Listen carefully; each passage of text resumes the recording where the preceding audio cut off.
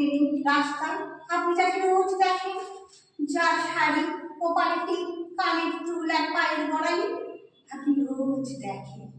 আরো কিছু দেখতে পাবার আশায় স্বপ্ন দেখেন, স্বপ্নে ইচ্ছে মতন দেখেন।